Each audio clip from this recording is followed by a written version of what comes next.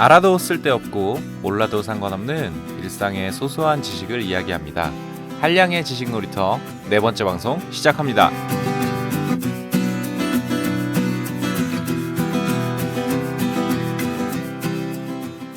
안녕하세요. 반갑습니다. 한량의 지식 놀이터. 어제 읽은 책도 기억 못하는 진행자 한량입니다. 오늘은 제가 지난주에 읽었던 책에 관한 이야기 나눠보도록 하겠습니다. 오늘의 책. 인생이 한결 편안해지는 미니멀 사고. 베리 심플. 오늘 방송은 한량의 책 리뷰 시간으로 함께 하겠는데요. 제가 선정한 오늘의 책은 스즈키 H의 베리 심플입니다. 오늘 리뷰할 책으로 이 책을 선정한 것은 일단 제가 지난주에 읽은 유일한 책이기 때문이기도 하고요. 그리고 가장 큰 이유는 그동안 많은 생각에 파묻혀 살아왔던 저에게 미니멀 사고라는 새로운 개념을 알려준 책이기 때문입니다. 인테리어나 공간 디자인 분야에서 미니멀 디자인 또는 미니멀리즘이라는 말을 많이 들어왔었고, 미니멀 라이프라는 개념으로 만족스러운 삶을 위해 필요 이상의 것을 가지지 않는 삶을 사는 사람들을 표현하는 개념으로 미디어에서 많이 소개된 적도 있었죠. 하지만 미니멀 사고라는 개념은 한 번도 제가 생각해 본 적이 없어서 인생이 한결 편안해지는 미니멀 사고라는 부제를 보자마자 새로운 개념에 당연히 흥미가 생기게 되었고요. 처음에 호기심에 읽기 시작한 이 책이 모든 미니멀 개념의 출발은 미니멀 사고에서 시작한다는 것을 깨닫게 해주었습니다. 생각이 단순하고 명쾌하게 변해야 미니멀 디자인이든 미니멀 라이프든 내 삶에 실현시킬 수 있기 때문이죠. 결국 미니멀 사고는 일련의 사고 과정을 단순하게 그리고 명쾌하게 함으로써 우리의 삶도 단순하고 명쾌하게 그리고 한결 편한 인생을 만들어가는 첫걸음을 제공해 준다는 것이죠. 책 소개. 인생이 한결 편안해지는 미니멀 사고, 베리 심플의 저자 스즈키 H는 조직 내에서의 효율적인 소통을 지도하는 커뮤니케이션 컨설턴트입니다.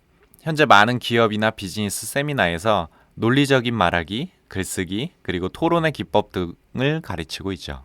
스즈키 H는 대학교를 졸업한 후에 일본의 한 대형 입시학원에서 논술 강사로 사회생활을 시작했는데요. 논술 시험을 문장 표현 능력을 시험하는 것이 아니라 문제 해결 능력을 시험하는 것이라고 새롭게 정의하였고, 가르치던 학생들의 합격률을 획기적으로 끌어올리게 되었습니다. 그 후 그는 15,000명의 글쓰기 사례 연구를 통해서 미니멀 사고라는 독자적인 문제 해결법을 개발하게 되었는데요. 그 노하우를 정리한 수험 참고서, 무엇을 써야 할지 모르는 사람들을 위한 논술의 규칙 55가 학생들뿐만 아니라 일반인에게까지도 인기를 얻어 베스트셀러가 되었습니다. 그리고 이 책 베리 심플에서 생각이 많은 사람들이 사고의 낭비를 없애고 명쾌한 사고를 위한 구체적인 미니멀 사고법을 정리했는데요. 오늘은 저와 함께 스즈키 H가 말하는 미니멀 사고법에 대해서 살짝 엿보는 시간을 가져보도록 하겠습니다. 책의 구성. 책의 맥락을 이해하려면 목차를 탐독하라. 여러분은 어떤지 모르겠는데 저는 일단 책은 목차부터 읽습니다. 목차를 보면 책의 흐름을 어느 정도 파악할 수 있죠. 책을 들자마자 바로 본문을 보는 것보다 목차를 꼼꼼히 읽고 본문을 읽는 것이 책의 맥락과 내용을 쉽게 이해할 수 있기 때문입니다. 인생이 한결 편안해지는 미니멀 사고 베리 심플은 총 5부분으로 구성이 되어 있는데요. 세상을 인식하고 문제를 제기하고 원인을 분석하고 해결법을 찾는 우리의 일반적인 사고 과정과 비슷한 형태로 구성이 되어 있더라고요.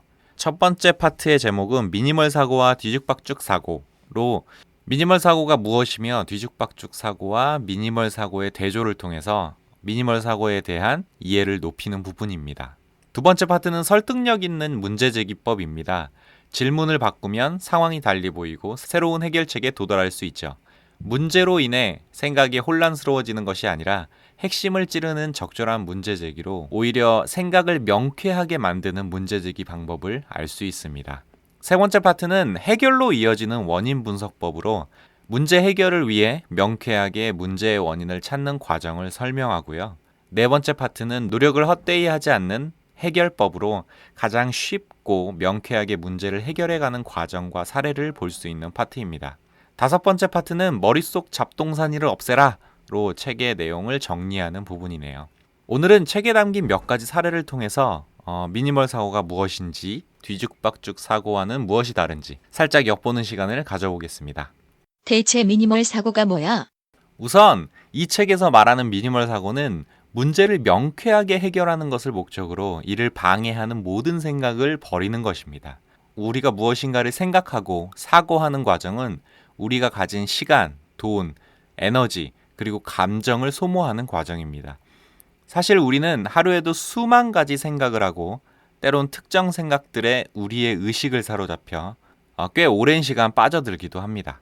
어떠한 생각에 사로잡히는 순간 우리는 그 생각과 또는 기억과 관련된 감정을 소모하고 시간과 에너지를 쓰며 꼬리에 꼬리를 무는 생각들로 더더욱 빠져들게 됩니다. 그런 생각들이 지금의 문제를 당장 해결해 주지 않는데도 말이죠. 이 책이 미니멀 사고를 설명하며 지적하는 부분은 바로 이 부분입니다. 불필요한 생각에 사로잡히면 우리의 시간, 에너지, 감정이 낭비된다는 것이죠. 우리가 가진 시간, 감정, 에너지를 돈에 비유한다면 쉽게 이해할 수 있는데요. 돈을 낭비하는 것은 그 돈으로 살 수 있는 다른 가치 있는 것들에 대한 기회를 잃는다는 것을 의미하는 것입니다. 우리의 시간, 에너지, 감정을 불필요하게 낭비하는 것은 다른 가치 있는 생각에 집중할 여력을 잃는 것과 같기 때문에 미니멀 사고는 효율적인 사고를 위해 꼭 필요한 사고 과정입니다. 미니멀 사고는 문제를 명쾌하게 해결해 가는 것을 목적으로 하기 때문에 문제와 관련이 없거나 애매모호한 생각이나 내가 해결할 수 없는 문제들 때문에 내 감정, 시간, 그리고 에너지를 낭비할 필요는 없는 거죠. 무엇이 중헌디? 명쾌한 해결자들의 미니멀 사고. 이 책은 우리 사회의 명쾌한 문제 해결자들이 미니멀 사고를 생활화하는 사람들이라고 설명합니다. 다음은 이 책의 내용입니다. 기획회의에서 아이디어가 샘솟는 사람, 현장에서 문제가 발생했을 때 호들갑 떨지 않고 간단히 해결하는 사람, 세상에는 일명 머리가 좋은 사람들이 있다. 그들의 머릿속은 어떻게 되어 있을까? 복잡한 문제를 복잡한 과정을 거쳐 풀어낼 수 있는 복잡한 두뇌를 갖고 있는 것일까? 아니, 오히려 그 반대다. 그들은 문제를 간단히 최소한으로 생각하는 습관이 배어 있다. 우리의 머릿속에는 어찌되든 상관없는 일과 생각해봐야 소용없는 일이 수없이 많다.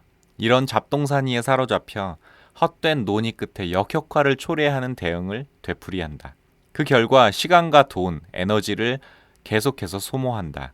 이것은 평범한 사람들의 습관, 뒤죽박죽 사고다. 만약 머릿속에서 그런 잡동사니를 제거하고 남은 최소한의 생각해야 할 문제에만 집중할 수 있다면 어떻게 될까? 말할 것도 없이 더 참신한 아이디어를 발견할 수 있을 것이다. 즉, 먼지 낀 뇌의 유리창을 말끔하게 닦는 미니멀 사고다. 이것이 바로 복잡해 보이는 문제를 간단히 명쾌하게 해결하는 사람들에게서 발견할 수 있는 사고 습관이다. 작가는 우리 주변의 명쾌한 해결자들은 복잡한 생각과 고도의 사고 과정을 자랑하는 사람들이 아니라 문제를 간단히 최소한으로 생각하는 사람들이라고 말하는데요. 쓸데없는 것에 내 생각을 뺏기지 않는 것만으로도 명쾌한 해결자가 될 수 있다면 미니멀 사고는 내 삶에 당연히 장착해야 할 도구일 겁니다. 실수를 대하는 미니멀 사고의 자세. 우리는 항상 무슨 일을 하든 완벽한 일 처리를 목표로 작은 실수조차 용납하지 않기 위해 끊임없이 고민하고 예민해지는 나날을 보내고 있는데요. 미니멀 사고의 목적은 실수 없는 완벽한 일 처리가 아닌 문제를 명쾌하게 해결해 가는 데 있음을 강조합니다. 실수에 대한 미니멀 사고의 태도를 보여주는 책의 내용을 잠시 살펴보도록 하겠습니다. 일본 어느 고속도로 구간에서 고속도로를 역주행하는 차 때문에 교통사고가 끊이질 않자 관계자들이 대책 마련에 나섰습니다.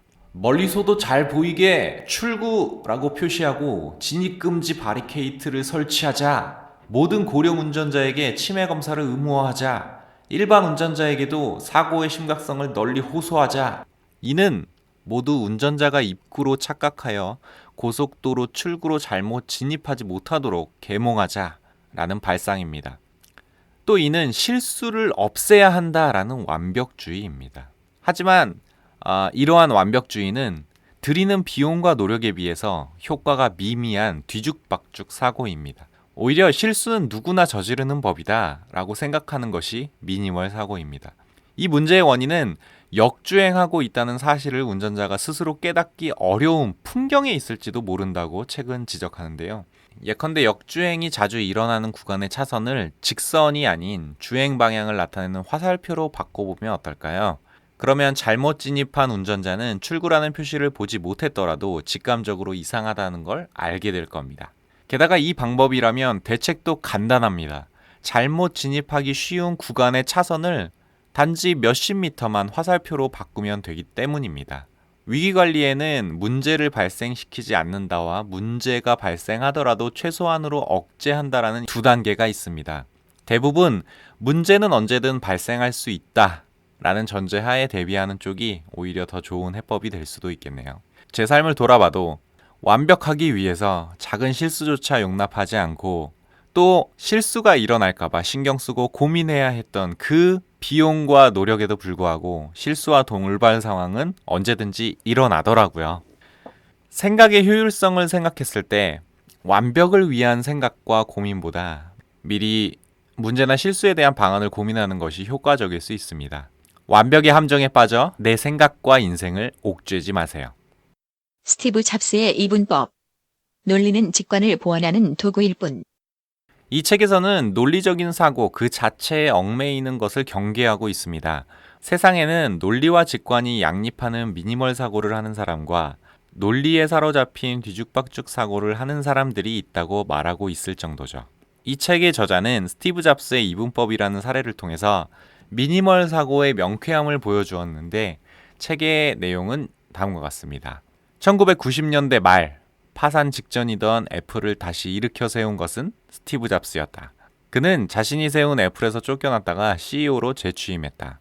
무분별한 제품 개발로 혼란스러워진 제품군을 정리하기 위해 스티브 잡스는 2x2 매트릭스를 제시했다. 앞으로 애플이 만드는 컴퓨터는 데스크톱과 휴대용 두 가지뿐입니다. 그리고 고객은 전문가와 일반인 두 종류로만 나눕니다. 이로써 전설적인 네 가지 모델이 탄생했다. 디자인도 참신한 데다 누구나 매장을 방문해서 고민 없이 자신에게 꼭 맞는 모델을 선택할 수 있었기에 애플의 제품은 날개 돋친 듯 팔려나갔다. 애플의 승승장구는 이때부터 시작되었다. 여기까지는 유명한 이야기다. 논리적 사고를 주제로 한 강연에서 자주 인용되기도 한다. 바로 이처럼 제품과 고객을 분류해서 매트릭스로 정리하면 문제가 해결됩니다. 라는 식이다. 하지만 여기서 의문이 하나 남는다. 잡스는 왜 고객을 업무용 가정용으로 분류하지 않고 전문가와 일반인으로 나눴을까? 남자, 여자, 부유층, 빈곤층, 잘생긴 사람과 그 밖의 사람, 착한 아이와 나쁜 아이처럼 인간을 이분하는 방법에는 그 사람의 세계관이 반영된다. 애플 외에도 잡스가 만든 또 다른 기업으로 픽사가 있다. 세계 최초의 컴퓨터 그래픽 애니메이션인 토이스토리로 영상의 세계에서 혁명을 일으킨 회사다. 이토록 혁신적인 사고를 했던 잡스는 인간을 다음과 같이 두 종류로 나누었다. 컴퓨터로 세상을 바꾸는 사람은 전문가, 그로 인한 혜택을 누리는 사람은 일반인. 이렇게 되면 각각의 기계가 요구하는 사양이 자연히 결정된다. 전문가용은 최고의 그래픽 성능과 최고의 처리 능력이 필요하고 일반인용은 설명서 없이 인터넷을 사용할 수 있으면 충분하다. 이렇게 사고방식도 제품도 미니멀하기로 유명한 스티브 잡스의 머릿속에서 지금의 애플이 탄생했다. 그가 성공한 이유는 무엇일까? 고객을 MEC로 분류한 매트릭스를 그렸기 때문일까? 여기서 MEC는 모든 요소를 빠짐없이 중복되지 않도록 분류하는 것을 말한다. 기획이나 경영 등에서 논리적 사고를 위해 자주 사용되는 말이다. 잡스는 모든 고객을 빠짐없이 중복되지 않도록 분류하지 않았다. 그저 머릿속에 잡동사니를 두지 않았다. 인간은 전문가와 일반인 두 종류로 나뉜다라는 그의 독특한 차관점이 우선이고 그것을 매트릭스로 설명했기 때문에 이해하기 쉬웠던 것뿐이다. 시장조사를 통해 설문조사 결과를 분석하여 구매자의 행동을 예측한 것도 로직 트리를 그려 다양한 가능성을 검토한 것도 아니다. 우리도 종종 논리적 사고에 집착해 모든 가능성을 검토하고 계산하다가 오히려 논리적 사고가 걸림돌이 되어 앞으로 나아가지 못하는 경우가 많습니다. 스티브 잡스의 사례처럼 직관적인 아이디어를 논리적 도구로 명쾌하게 보여주는 것이 변화의 첫걸음을 이끌어낼 수도 있습니다. 큰 돈이 들어간 솔루션도 선풍기 바람보다 못하다. 전문가들이 제안한 수억짜리 최신 시스템으로도 해결 못한 문제를 선풍기 바람 하나로 해결했다면 믿어지시나요? 컨설팅 업계에서 자주 인용되는 치약 공장 이야기를 살펴보겠습니다. 한 치약 공장에 치약 튜브를 상자에 담는 생산 라인이 있었습니다. 20개당 1개의 비율로 튜브가 들어가지 않은 빈 상자가 출하되는 문제가 발생했습니다. 회사는 빈 상자를 탐지하기 위해 무게를 재는 센서를 도입했습니다. 이후 빈 상자가 출하되는 비율은 100개당 1개가 되었지만 완전히 사라지지는 않았습니다. 그래서 더욱 성능이 뛰어난 센서를 도입했습니다. 빈 상자가 출하되는 비율은 500개당 1개가 되었지만 아직도 완전히 사라진 것은 아니었습니다. 결국에 수억을 더 투자하여 최첨단 설비를 도입했고 빈 상자가 출하되는 비율은 1000개당 1개가 되었습니다. 하지만 완전히 사라지지는 않았죠. 그 과정에서 여러 생산 라인 가운데 유독 한 곳에서 처음부터 빈 상자가 출하되는 비율이 0%였다는 것을 알게 되었습니다. 도대체 어떻게 된 일인가 하고 경영진이 현장을 방문했습니다. 이유는 간단했습니다. 해당 라인의 직원이 너무 더워서 선풍기를 가져다 놓은 덕에 선풍기 바람에 빈 상자가 날아간 것이었습니다. 결국 주요한 것은 상자의 무게를 정확히 재는 것이 아니었습니다. 빈 상자가 생산 라인에서 떨어지면 그만이었던 것입니다. 눈앞의 대처에만 열중하다 보면 목적과 수단을 혼동하기가 쉬워지죠. 그리고 이미 잘 먹히지 않는 방법이 이미 드러났는데도 예산을 더 쓰면, 광고를 더 하면, 더 철저히 하면 어떻게든 되리라고 우리는 생각하면서 헛수고를 하기 마련입니다. 진짜 문제를 해결하는 과정은 수억이 들어가는 복잡한 논리와 전문적인 지식이 아니라 단순하고 명쾌한 미니멀 사고라면 매력적이지 않나요? 주어만 바꿔도 문제가 달리 보인다. 영화 니모를 찾아서의 주인공으로도 큰 인기를 얻은 열대어 흰동가리가 있습니다. 흰동가리는 말미잘 속에서 사는 것으로 유명한데요. 다른 물고기들은 말미잘의 독이 두려워서 가까이 다가오지 않기 때문에 흰동가리가 은신처로 삼기 안성맞춤입니다. 그런데 왜 흰동가리는 말미잘에게 쏘이지 않을까요? 이 문제는 생물학계에서 오랫동안 풀지 못한 수수께끼였습니다. 흰동가리가 말미잘 독에 면역을 갖고 있기 때문일까? 흰동가리가 말미잘과 공생관계이기 때문일까? 흰동가리가 말미잘보다 강하기 때문일까? 생물학자들이 오랫동안 풀지 못한 이 수수께끼를 여고생들이 손쉽게 해결했습니다. 바로 에이메 현립 나가하마 고등학교 수족관부 팀 니모의 학생들인데요. 학생들의 연구의 열쇠가 된 것은 발상의 전환이었습니다. 애초에 말미잘은 왜 물고기를 쏘는 걸까? 말미잘에 쏘이지 않는 흰동가리가 주어가 아니라 물고기를 쏘는 말미잘을 주어로 바꿔본 것입니다. 눈도 없는 말미잘이 가까이 접근한 물고기를 향해 촉수에 있는 자포에서 독침을 쏘는 것인데 확실히 이 구조도 신기합니다. 이 또한 생물학에서 해명되지 않는 현상 중에 하나였죠. 다양한 실험을 해본 결과 자이언트 카펫 말미잘은 바닷물의 마그네슘 농도가 낮아질 때 독침을 쏜다는 사실을 알게 되었습니다. 그 다음에 흰동가리를 조사했습니다. 아니나 다를까 흰동가리의 몸을 뒤덮고 있는 점액에는 농도가 높은 마그네슘이 포함되어 있었습니다. 그래서 말미잘의 촉수에 닿아도 독침이 나오지 않았던 것이죠. 이 연구로 학생들은 일본 학생과학상, 내각총리 대신상, 인텔 국제학생과학기술페어 동물과학 부문 4위 등 많은 상을 받게 되었습니다. 그 후 이 말미잘 연구를 응용한 해파리에 쏘이지 않는 크림도 개발이 되었습니다. 결론. 인생이 한결 편안해지는 미니멀 사고. 여러분도 함께 해보시면 어떨까요? 오늘은 인생이 한결 편안해지는 미니멀 사고 베리 심플이라는 책에 담긴 몇 가지 사례를 이야기해 봤는데요. 여러분은 어떠신가요? 복잡하고 정신없이 살고 계시지 않나요? 당장 해결할 수 없는 고민에 빠져 매 순간 원인 모를 초조함에 빠져 계시진 않나요? 수많은 시간을 모든 가능성을 검토하기 위해 쓰고 계시진 않나요? 미니멀 사고로 한결 여유 있고 편한 삶을 누릴 수 있다면 그것이 웰빙이고 복지가 아닐까 합니다.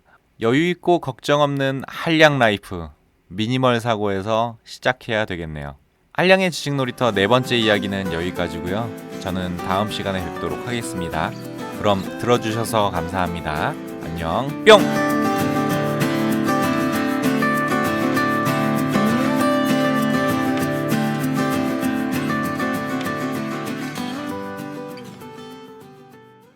들어주셔서 감사합니다.